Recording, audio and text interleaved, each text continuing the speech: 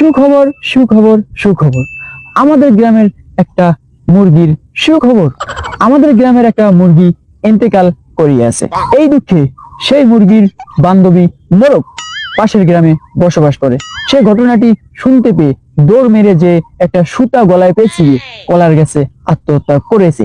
বিষয়টি নিয়ে অনেক আলোচনা, গ্রামে মুরব্বীদেরকে নিয়ে একটা মিটিং দেওয়া হলো। মৃত মোরগ আর সেই মুরগির কি সম্পর্ক ছিল? কেউ বলতেছে বন্ধুত্ব, কেউ বলতেছে ভালোবাসা।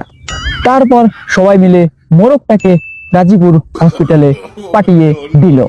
সেখানে ভালোভাবে সেই লাশটার ট্রিটমেন্ট করানো হচ্ছে। যদি সেখান থেকে সম্ভব হয় লাশটা বেঁচে ওঠে, তাহলে আমরা তাকে আবার আমাদের গ্রামে নিয়ে আসব এবং কি সহি সালামতে কবর দিয়ে ফেলবো। তো আজকের খবর এই পর্যন্ত। পরের কি হয় আমি আপনাদেরকে জানিয়ে দেব। যদি জানতে চান তাহলে আমাদের চ্যানেলটি সাবস্ক্রাইব করে আমাদের পাশে থাকুন।